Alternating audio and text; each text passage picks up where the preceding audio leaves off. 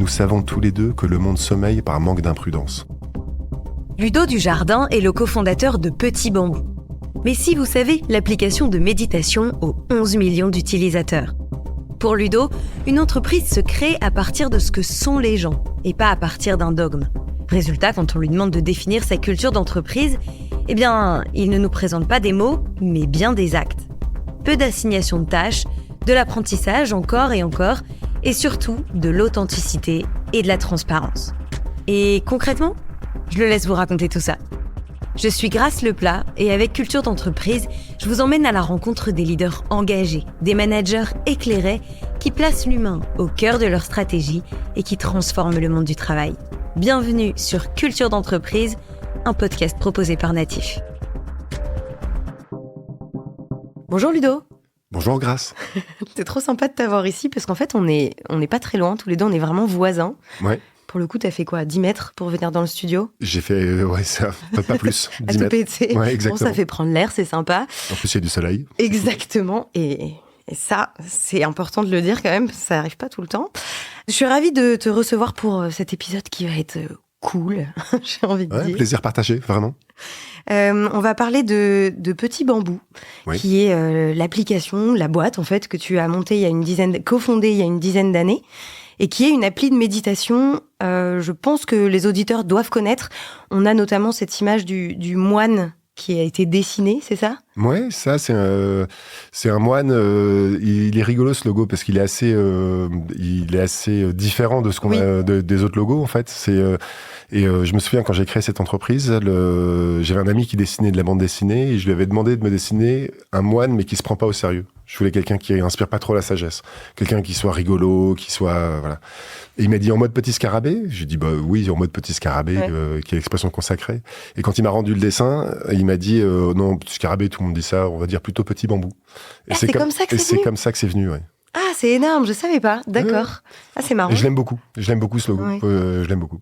Mais oui, mais en fait, il est sympa, tu vois. Nous, dans les podcasts, on travaille aussi souvent, du coup, sur les visuels, les vignettes, comment créer quelque chose qui marque, mais qui soit simple. En fait, c'est hyper compliqué. Donc, c'est bien joué. C'est pour le coup, je pense que tout le monde s'en souvient bien. Ouais, et puis tu vas voir, on peut relier ça à la culture d'entreprise, en fait, parce que c'est s'autoriser la liberté de faire exactement comme on veut, fait partie de notre culture. Et donc, on a dit, voilà, moi, je voulais un logo qui soit différent des logos qu'on voit, avec une flèche qui monte, évidemment, ou avec des trucs très impactants. Moi, je veux un moine qui se prend pas trop au sérieux. Ouais, c'est génial, c'est parfait, parce qu'en plus, tu fais mon travail, donc tu fais le lien avec la culture d'entreprise. Justement, donc, Petit Bambou, au-delà, on va parler de l'application, évidemment. C'est une appli qui cartonne, 10 millions d'utilisateurs. Ouais, on arrive à 11 là. 11 millions. 11 millions d'utilisateurs, présente dans 40 pays. Alors c'est ce qu'on dit, puis finalement on a regardé dans combien de pays on est présent. En fait c'est 190. 190 pays, je crois qu'il y a 2 pays dans le monde, je sais pas exactement. Ah bah oui, c'est ça, j'étais en train de me dire, il y a combien de pays dans le monde ? Où il n'y a jamais eu d'utilisation, mais il y a des utilisations un peu partout. Je crois qu'il y a personne en Corée du Nord et dans je sais plus quel autre pays. Mais du coup, vous l'avez traduit dans toutes les langues ? Non, elle est traduite juste. Souvent quand on dit juste dans une phrase, c'est que c'est beaucoup plus compliqué. Parce que ça, elle est traduite en 6 langues. Elle est donc en français, en anglais, en allemand, en italien, en néerlandais et en espagnol. Super, franchement, c'est une super réussite internationale, du coup. Pour aller directement dans la culture d'entreprise de Petit Bambou, donc c'est une entreprise que tu as cofondée il y a une dizaine d'années, qui forcément est centrée, j'imagine, autour de la méditation. Pas tant que ça, en fait. Ah, oui. Évidemment, on fait de la méditation, on propose une application de méditation et de respiration. Mais c'est pas du tout un critère de recrutement de savoir ou d'aimer la méditation. D'accord. Et pour tout vous dire, dans le bureau, je pense qu'il y a bien la moitié de personnes qui n'ont même jamais médité. Jamais utilisé l'appli. Ils l'ont utilisé pour la développer, ou pour la tester, pour voir à quoi ça ressemblait, mais qui n'ont pas pratiqué de méditation sur leur coussin, tranquillement, avec l'application. En même temps, la méditation, moi non plus, j'en pratique pas du tout. J'imagine que toi, t'es pas né avec non plus. Il y a un moment de vie aussi où on a besoin d'une rencontre, de quelque chose. T'as absolument raison. Et en fait, d'ailleurs, nous, on n'incite pas les gens à méditer. C'est aussi une espèce de particularité pour Petit Bambou. On pourrait dire, il faut méditer, c'est bien parce que blablabla, blablabla. Et en fait, nous, notre façon de voir les choses, c'est plutôt de dire, quand on se sent invité soi-même par la méditation sans stimuli extérieur, à ce moment-là, nous, on propose le meilleur outil pour ça. Ouais. Et mais on essaye de jamais dire aux gens, essayez la méditation, c'est bien. On dit par contre, Si vous sentez qu'il y a un moment, il y a un décalage dans votre vie, que vous avez besoin d'un peu de recentrage, il y a quelque chose qui va pas trop et vous savez pas quoi, et que vous dites peut-être que la méditation est un bon outil, une bonne pratique pour moi, à ce moment-là, on dit surtout allez-y, et puis voilà. Ok. Bon, en tout cas, si c'est pas la méditation, j'imagine que le bien-être du collaborateur, il est quand même au cœur où il a infusé, disons, sur la structure et la culture de ton entreprise. Oui, complètement. Alors j'ai envie de dire, c'est plus lié à moi et mon cofondateur qui au début avons eu envie de créer une entreprise alors c'est rigolo parce qu'on réécrit toujours l'histoire a posteriori après, hein. Mais je pense qu'on était très très attachés à cette notion de pas de souffrance dans le travail en fait. Ouais. Parce que vous aviez vécu vous-même des mauvaises expériences ? Alors, plutôt mon associé que moi, en fait, qui était... moi, j'ai toujours créé mes entreprises, donc j'ai toujours insufflé ma culture dans les entreprises que j'ai créées. J'ai quasiment jamais été salarié, 2 fois. Je me suis fait virer 2 fois au bout d'1 an et demi. Et justement, par non-adéquation de ma personnalité avec la culture de l'entreprise. Et plutôt mon associé, qui il n'a pas vraiment fait un burn-out, mais il s'est arrêté un petit peu avant. Et il a commencé à pratiquer la méditation, justement, au moment où il avait besoin de se recentrer. Et c'est ça et là, il est venu me voir en me disant, écoute, tu devrais essayer la méditation aussi, parce que je traversais des choses dans ma vie qui étaient pas professionnelles, mais qui nécessitaient une sorte de réalignement sur ma présence, entre ce que j'étais en train de faire et ce que j'étais en train de penser. Et j'ai adoré la méditation. Je me suis dit, si on pouvait proposer ça et que dans un super outil, et mixer cette mission de promouvoir l'attention et la présence auprès des gens, mixer ça avec un engagement professionnel, ça serait absolument extraordinaire. Ouais, c'est génial. Et en fait, c'est ce qui s'est passé. Et ça marche bien. Enfin, il y avait vraiment une demande en tout cas. Mais du coup, tu dis toi-même que t'as eu du mal à, au final, trouver une culture d'entreprise qui te convenait dans le monde de l'entreprise. Oui. Du coup, au moment où vous avez tous les deux fondé Petit Bambou, est-ce que tout de suite vous vous êtes dit, bon, par contre, culture d'entreprise, on est carré, on se pose, on écrit des trucs, on crée quelque chose, un cadre ? Non, on n'a pas du tout fait ça. Mais alors vraiment pas du tout fait ça. Par contre, on a pas mal discuté au moment où on lançait le projet avec Benjamin sur c'était quoi nos aspirations profondes, qu'est-ce qu'on attendait du monde de l'entrepreneuriat, qu'est-ce qu'on n'en attendait pas, mais pas tellement en termes de gestion humaine, plutôt en termes de réalisation personnelle, pour savoir si on suivait les mêmes objectifs. C'est hyper important en plus quand on s'associe, on dit que c'est comme un mariage. C'est exactement comme un mariage, mais c'est comme un couple, hein. C'est-à-dire qu'on a des problèmes qu'on pourrait assimiler à des problèmes d'enfants, qui sont quand il y a des employés, qu'est-ce qu'on fait, comment on insuffle notre culture, quelles sont nos règles en fait. Et quand il y a de l'argent, on a des problèmes d'argent, qu'est-ce qu'on en fait. Quand il y en a pas, on a des problèmes de réaction par rapport à l'argent, tout à fait comme dans un couple. Ouais, c'est marrant. Et on a surtout, je trouve, des questions de réalisation personnelle qui se retrouvent aussi dans les couples. En fait, c'est qu'est-ce qu'on attend de la vie, en fait, qu'est-ce qu'on attend et ça, c'est très difficile de s'aligner avec les associés. C'est pour ça qu'il y a autant d'ailleurs de divorces d'associés, en fait. Ouais. Et pareil, on parle de mariage, mais ce mariage avec l'associé, il peut se faire avec les collaborateurs, on en parlera un peu plus tard. Absolument. Mais la question du recrutement, qui chez vous est aussi très intéressante. Mais d'abord, pour revenir sur Petit Bambou, sa culture d'entreprise, comment tu la définirais ? Alors, je fais toujours très attention aux mots parce que attention, je vais citer un philosophe qui s'appelle Wittgenstein, que personne ne connaît, ça va me mettre dans un niveau intellectuel très élevé. Il est allemand? Je sais même pas, en fait. Oui, probablement qu'il est plutôt dans la partie est de l'Europe. Enfin, par rapport à la France, en tout cas. Et qui dit que, en fait, les mots n'ont pas le même sens pour chacun. Et donc, en fait, que notre capacité, l'utilisation du vocabulaire, en fait, est souvent, génère souvent des conflits, en fait. Et j'ai envie de dire, ça a fait des morts, ce truc-là, parce que même le mot Dieu n'avait pas eu la même signification pour tout le monde, et on voit bien dans l'histoire de l'humanité ce qui s'est passé avec l'interprétation de ce mot. Et donc, du coup, j'aime pas trop, moi, quand on parle de culture, mettre des mots dessus. Et donc, comment définir la culture de Petit Bambou ? Eh ben, c'est difficile. Des actes. Ouais, exactement. Moi, j'aime beaucoup tout ce qui tient à notre quête d'authenticité. Et je définis l'authenticité parce qu'on comprend pas la même chose. Je définis notre authenticité comme aller à la rencontre de nous-mêmes et savoir qui on est vraiment, en sachant que cette authenticité, elle est assez liée à notre identité, mais elle bouge aussi, parce que l'authenticité, on pense pas la même chose quand on a 20 ans, quand on a 50 ans. Et elle est toujours au contact de son authenticité et de faire à partir de qui on est. C'est-à-dire qu'une entreprise, elle se construit à partir de qui sont les gens Et pas forcément à partir d'un dogme qu'on dirait, voilà, sinon, si on part d'un dogme, on va tous tomber sur passion, intégrité, honnêteté, bienveillance et gratitude. Et donc, en fait, et ces mots-là n'ont plus le même sens, parce que pareil, le mot gratitude, qui est un mot merveilleux, mais personne ne le connaît de la même façon, en fait, ou l'interprète de la même façon.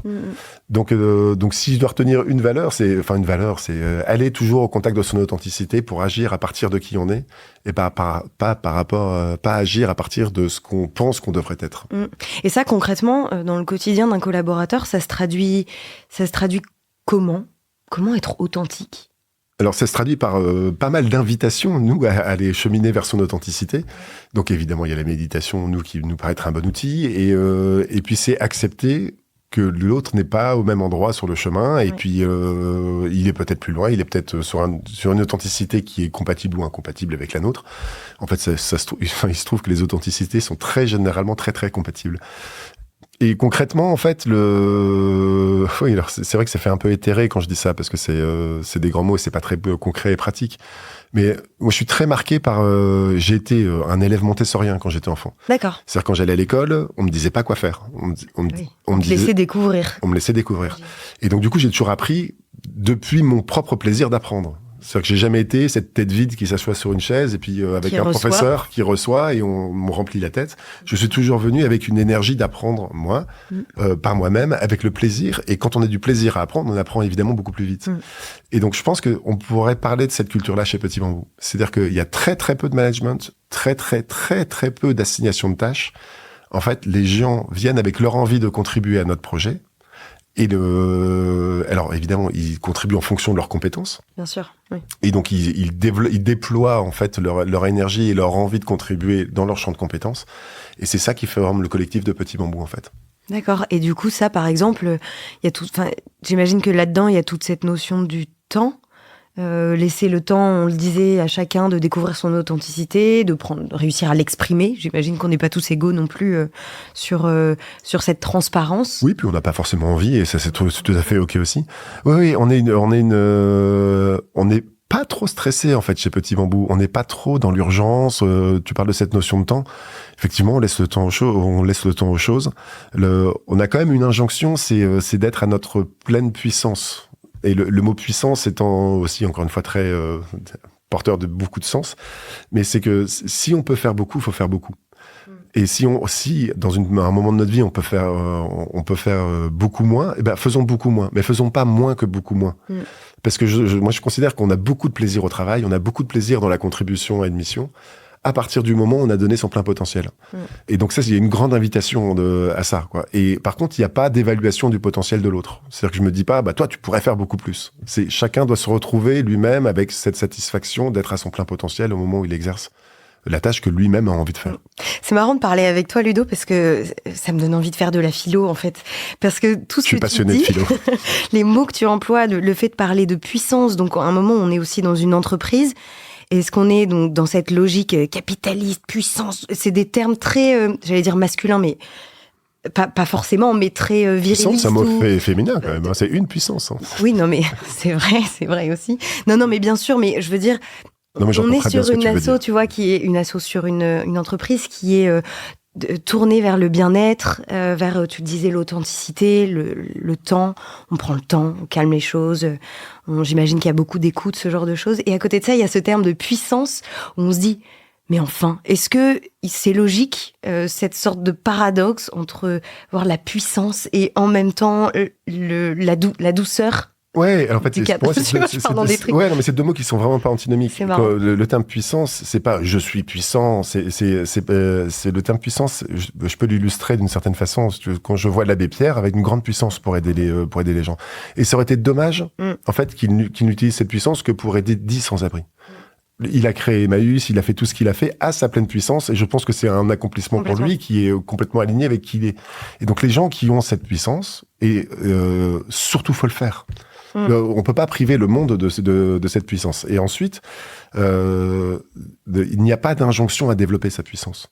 J'ai pas envie de dire à quelqu'un, oh là, tu devrais être plus puissant, ou tu devrais pas. Donc c'est là où ça devient beaucoup moins masculin et viriliste. C'est beaucoup plus doux en fait. le potentiel qu'on a, surtout utilisons-le. On peut pas, enfin, j'ai presque envie de dire, on peut pas priver le monde de ce qu'on peut lui apporter si on peut l'apporter. Ce serait vraiment trop dommage. Et donc, du coup, faisons-le. Mais ça peut se faire dans une grande douceur, en fait. Il y a pas besoin de. Encore une fois, il n'y a pas d'injonction à être puissant. Casser les murs. Non, pas du tout. Ou écraser les autres, ou toutes ces choses-là, quoi. Vous êtes combien aujourd'hui chez Petit Bambou ? Aujourd'hui, on est 25. On est 25 salariés plein temps, mais Petit Bambou est bien plus grand que ça, en fait, parce qu'on a un collectif de 70 instructeurs de méditation qui gravitent autour de nous, qui gravitent avec nous, pas autour, enfin, graviter, c'est plutôt autour, mais qui font partie de notre collectif, avec qui on travaille, parce qu'on n'a pas d'instructeurs de méditation salariés chez nous. On a décidé de pas avoir les gens qui produisent le contenu chez nous, et ça, c'était une grande décision un peu stratégique, on peut dire. C'était de se dire, on veut pas se lier avec une seule ou deux personnes ou trois personnes. On veut pouvoir travailler avec tous les instructeurs de méditation, parce que eux-mêmes, en fait, ont des grands moments de productivité et puis des moments de moins de productivité. Et ils ont envie de parler d'un sujet. Et si on travaille avec 70 personnes, il y a 70 sujets peut-être qui peuvent arriver. Oui. Et donc, on est ravis de ça. Oui, ça doit être hyper enrichissant. Sur ces 25 personnes, par exemple, est-ce qu'ils font de la méditation le midi ? Est-ce qu'il y a des cours de yoga ? Est-ce que vous donnez des moments comme ça, très très ciblés pour atteindre son authenticité ou trouver des moments de calme ? Oui, on médite tous les midis à midi. D'ailleurs, en tant que voisin, vous êtes bienvenus si vous voulez venir méditer avec nous. On médite tous les midis, c'est une méditation qui dure 16 minutes. Quand je dis on médite, je dis ça même aux entreprises qui veulent travailler avec nous avec Petit Bambou, je dis rien n'est imposé. C'est-à-dire qu'on propose une méditation le midi et vient qui veut. Des fois on est 3, des fois on est 8, des fois je suis tout seul. J'allais dire, toi, t'y vas tout le temps ? Moi, j'y vais le plus souvent possible. Okay. Donc j'ai envie de dire, je peux pas dire tout le temps parce que des fois je suis pris aussi j'ai pas envie d'arrêter ce que je suis en train de faire parce que je suis dans mon flow, voilà. Mais j'ai envie de dire, sur les 5 méditations du midi, j'en fais au moins 3 ou 4 par semaine. C'est très rare que j'en rate plus de 2. Ok. Et du coup, ça m'amène à la question du type de profil que vous avez. Donc tu disais, en final, c'est des développeurs principalement ? Alors, on a un tiers de l'équipe qui s'occupe du produit, oui, donc c'est des développeurs, donc il y a ceux qui s'occupent d'Apple, ceux qui s'occupent d'Android, ceux qui s'occupent du web, ceux qui s'occupent du système. On a 10%, mais 10% de 25, ça fait que 2,5, et en fait, ce serait pas très sympa parce qu'ils sont trois à s'occuper du service client. Ok. Et c'est très important pour nous parce que pour nous, c'est vraiment c'est étonnant, les gens nous croient pas, pensent que c'est du marketing, mais c'est le cœur de l'entreprise. C'est la mission même. C'est la mission même, exactement. Et en fait, on est tous au service du service client, y compris moi. C'est-à-dire que quand il y a trop de service client, évidemment, je m'y mets, je viens aider. Et en fait, c'est une vertu qui est très très importante, c'est que chacun des collaborateurs de Petit Bambou est au contact des gens qui utilisent le produit. Et donc, quand il y a quelque chose qui va pas, je sais pas, un bruit de bouche dans un audio ou une fonctionnalité qui est pas bien compris, en fait, on est tous là pour résoudre ça. Et en fait, ça marche très très bien comme ça. C'est-à-dire que la responsable du service client est ma boss. Concrètement. Oui, c'est marrant. Ah oui, totalement. Et justement, donc 25, comment vous recrutez ? Du coup, j'imagine que ça fait 10 ans que vous existez, vous êtes que 25. Tout doucement. Oui, vous ne devez pas recruter. Oui. Ouais. En fait, j'ai envie de protéger cette culture d'entreprise. Et c'est assez... alors, il y a deux choses que j'ai envie de dire là-dessus. J'ai envie de protéger cette culture d'entreprise, et si on grandit trop vite, en fait, chaque personne qui arrive dans une culture d'entreprise modifie un tout petit peu les frontières perméable de la culture d'entreprise. C'est pas des frontières avec des murs, ce sont des frontières qui sont très très mobiles. Et donc si on recrute trop de personnes en même temps, en fait, ces frontières, elles deviennent un petit peu plus difficiles à percevoir pour les autres. Et donc on recrute tout doucement. On recrute. J'ai deux critères pour le recrutement. Je veux sentir que la personne est intelligente. Donc ça, c'est purement de la perception. Ah oui, hyper subjectif. Je me dis hyper subjectif, donc c'est vraiment mon ressenti, et je veux qu'elle soit capable de créer, enfin c'est aussi un ressenti, capable de créer des interactions positives avec les autres.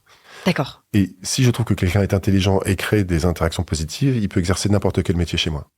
C'est-à-dire et pourquoi ces interactions positives ? C'est que le monde dans lequel on évolue hyper vite. Et donc en fait, une compétence qu'on a en année 0, elle est probablement caduque en année N+3. Et la façon avec laquelle on va rester de redévelopper ses capacités, tout ça, c'est par les interactions qu'on a avec les autres. Et c'est donner envie aux autres de nous aider, peut-être de nous ouvrir sur d'autres choses. Et ça se passe très bien quand il y a des interactions positives. Les gens qui sont très renfermés et qui ne génèrent pas d'interactions positives, s'isolent pas mal et finissent par ne plus faire partie du collectif aussi bien que ce que j'aimerais que ça soit. Mais j'imagine que c'est pas toujours facile dans le sens où, on a parlé un petit peu de l'école, de toi, ton éducation Montessori, qui est vraiment une éducation qui pousse à l'action au final. Oui. Et au-delà même de l'action, le parrainage, j'ai envie de dire, les grands qui accompagnent les plus petits ou celui qui sait qui accompagne celui qui ne sait pas. Mais ceux qui ont suivi l'école classique, disons, qui sont un petit peu plus passifs au final, c'est pas forcément facile de faire un entretien comme celui-là. Oui, au début ils sont perdus. Hein. Oui, au début ils sont perdus et là on a recruté celui qui est devenu notre directeur général il y a un an et demi. Et en fait, je lui ai demandé de prendre 0 décision pendant les 3 ou 4 premiers mois, juste de... Mais qu'est-ce que je fais ? Je dis, mais t'es là, regarde, va aider le service client, va t'intéresser à...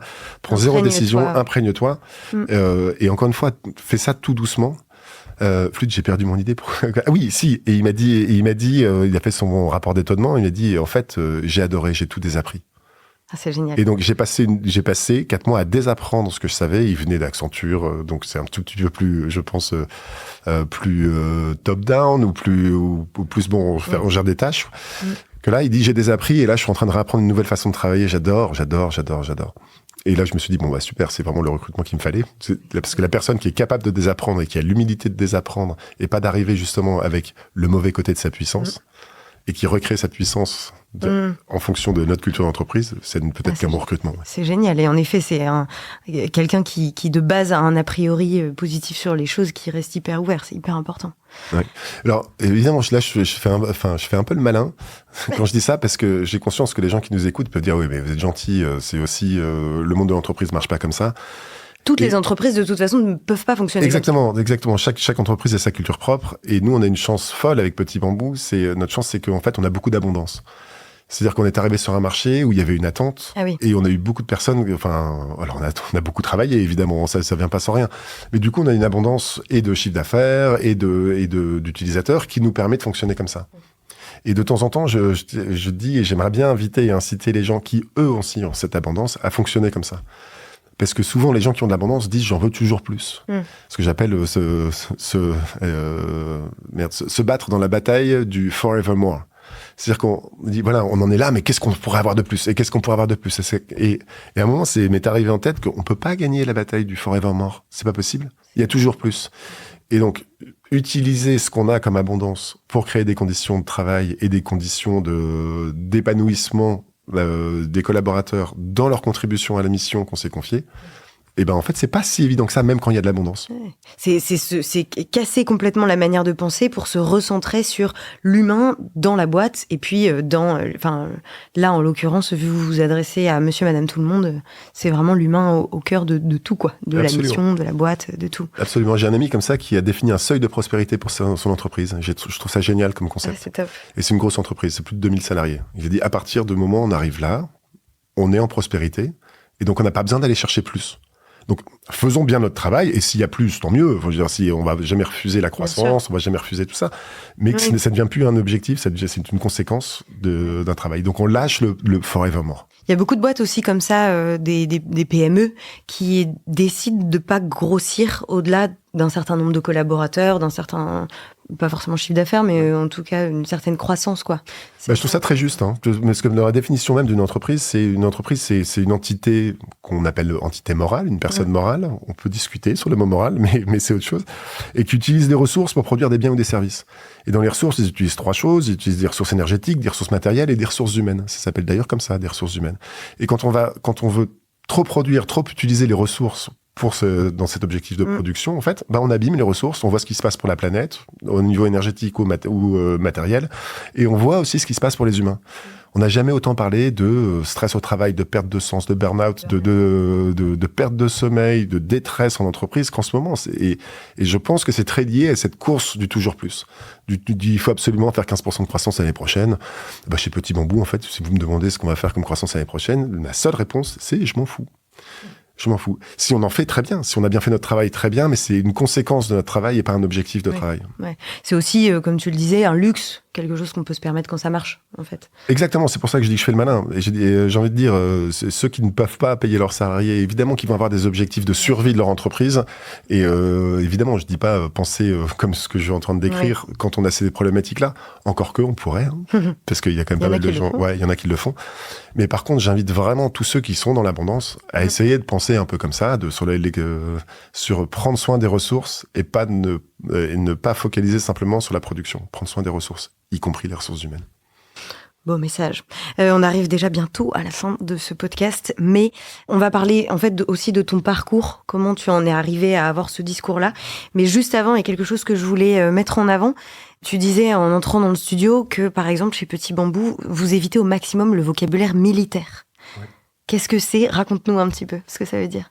Ça, c'est la lecture d'un livre qui m'a fait penser ça avant Petit Bambou, et j'ai été très frappé par l'utilisation. Enfin, donc le livre mettait en lumière l'utilisation du vocabulaire militaire dans le monde de l'entreprise. Oui. Et en fait, quand on y prête attention, c'est présent partout.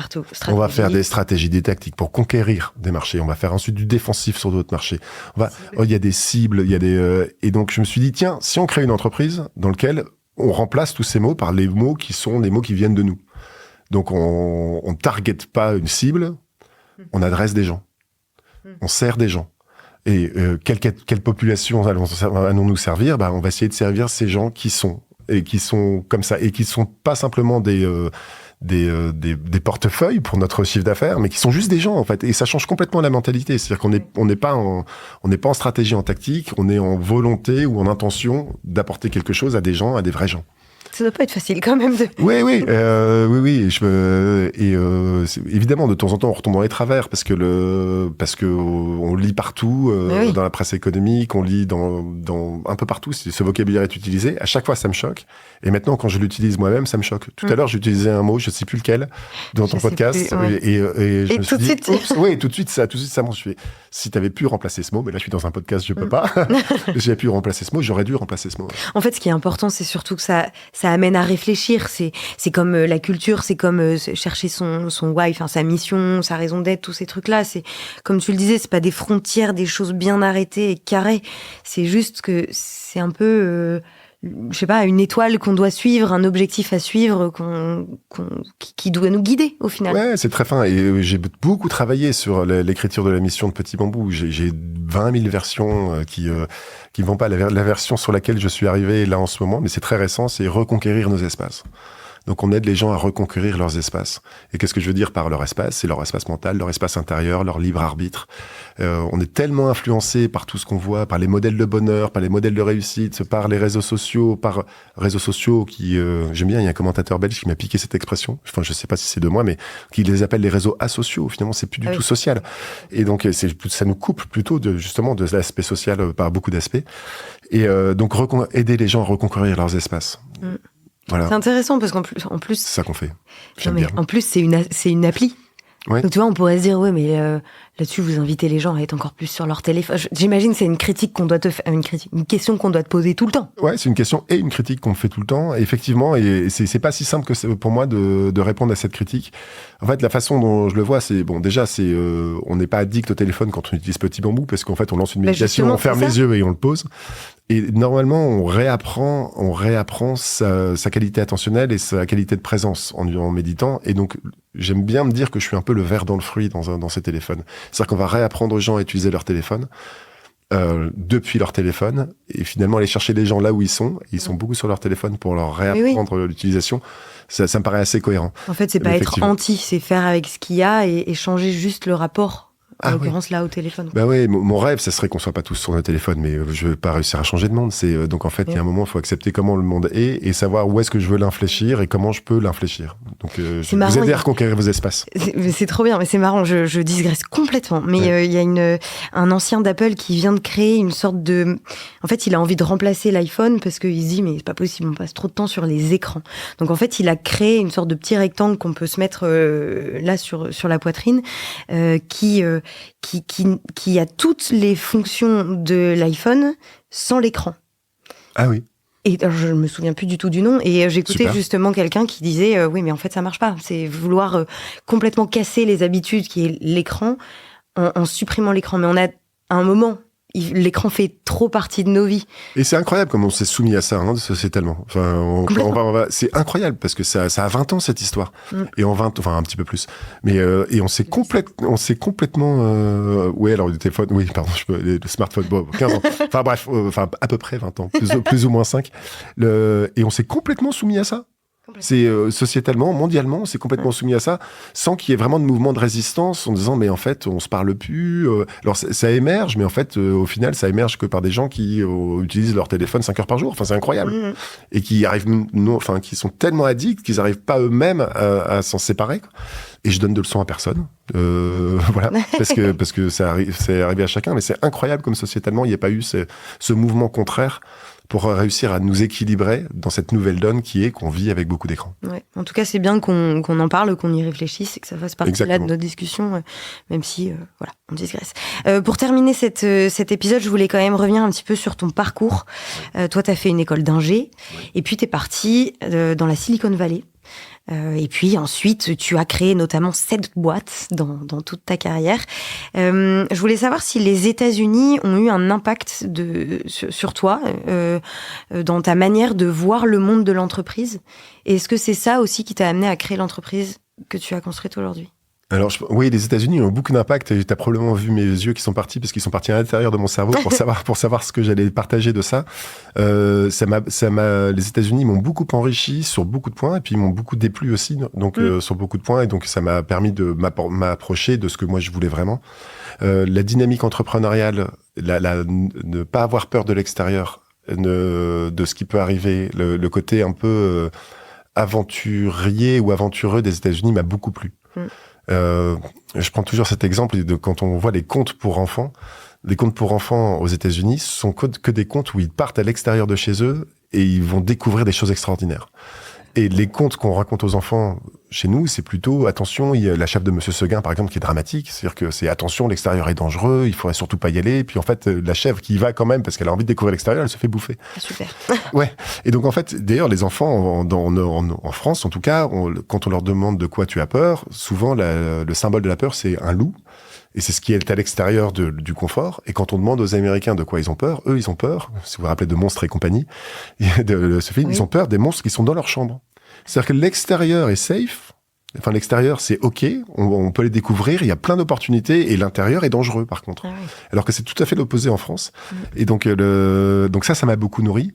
Il y a des choses qui m'ont moins nourri. Je trouve que le dollar roi, ces choses-là, et la façon très dans l'apparence d'exister ou très dans la réussite monétaire d'exister, laisse peu de place à la beauté de l'harmonie des gens. Et donc voilà. Donc j'ai pas que aimé les États-Unis, mais j'ai adoré cette expérience parce que je suis revenu très enrichi. Et justement, on parle de la réussite aux États-Unis. La réussite, c'est quand même quelque chose. Le self-made man. Absolument. Et puis, oui, réussir, c'est hyper important. En France, on n'a pas forcément la même vision de la réussite. Elle est pas toujours bien vue d'ailleurs. Est-ce que toi, tu considères que tu as réussi ? Est-ce que tu es content de ce que tu as construit aujourd'hui ? Est-ce que tu as d'autres projets ? Oulala. 3 questions, bam. Parce que il y a beaucoup de choses dans ce que j'ai fait avec Petit Bambou qui vraiment me remplissent d'une joie profonde. Et il y a des choses qui sont très internes à l'entreprise qui me remplissent de joie, et vraiment très fort. C'est très puissant. Et puis il y a la contribution qu'on apporte à notre mission. Donc j'ai fini par redire de reconquérir nos espaces. Et je passe tous les jours, et je pense entre 30 et 40 minutes à lire des témoignages de nos utilisateurs qui me font l'honneur de m'envoyer. Et donc ça, c'est en ça, je pense que j'ai réussi une partie de ce que je voulais réussir. Mais non, est-ce que j'ai réussi ? Encore une fois, le mot, on parle, c'est les mots. Si tu m'autorises encore un peu de temps, il y a une étude qui est passée, qui a été faite par des gens, je sais plus si c'est Harvard ou le MIT, enfin des gens très sérieux, sur les grands regrets de fin de vie. Oui. Pour savoir si on a réussi ou pas. Oui, j'ai vu. Et donc c'est une étude qui s'est faite sur plusieurs années, et il y a personne qui meurt en se disant j'aurais dû gagner plus d'argent, puis il meurt, ou j'aurais dû travailler plus. Et en fait, donc ça c'est plutôt la réussite à l'américaine, et je pense qu'ils meurent déçus en fait, parce que s'ils ont fait tout ça, s'ils ont fait que ça dans leur vie, peut-être qu'il y a un grand regret, et le plus grand regret c'est je n'ai pas assez passé du temps de ma vie à aimer. Et je trouve que c'est très très beau en fait. C'est-à-dire que en fait, donc est-ce que j'ai réussi ma vie? Pour moi, ça veut dire est-ce que j'ai passé assez de ma vie à aimer? Et c'est pour l'instant là, je suis dans la bataille pour le toujours plus. Bataille. On a dit non, pas. Je passais Battle Forevermore. Là, j'ai traduit. Oui, donc en fait, je suis. J'ai envie d'aimer plus. Voilà, j'ai envie d'aimer plus. Donc en ce sens, j'aime énormément, mais j'ai envie d'aimer plus. Là, je suis pas encore complètement rassasié ou satisfait. Ouais. En pleine puissance. Ouais, je suis peut-être pas encore pleine puissance de ma capacité d'amour, effectivement. C'est génial. Bon, merci beaucoup. On arrive à la fin de ce podcast, ça y est. Je t'ai demandé de préparer une petite citation sur le monde du travail, quelque chose qui t'inspire au quotidien. Est-ce que tu peux nous la partager? Ouais, alors j'ai une citation d'une chanson de Jacques Brel qui, à chaque fois que je l'écoute, me fait pleurer. Cette chanson s'appelle Jojo. C'est pas forcément dans les plus connus, mais c'est une chanson qui a un contexte dramatique parce qu'en fait, Jojo, qui est son ami d'enfance, est mort et il s'adresse à lui depuis le cimetière et il chante ça. J'ai des frissons en parlant. Et il y a un moment dans la chanson, il dit: nous savons tous les deux que le monde sommeille par manque d'imprudence. Et je trouve que cette phrase est magnifique. Et donc, en fait, je trouve que l'imprudence, vouloir que tout soit sous contrôle, pas oser l'imprudence, pas oser exprimer sa liberté, pas oser être tout ça, ce sont des choses qui nous rendent un peu gris et qui nous font sommeiller.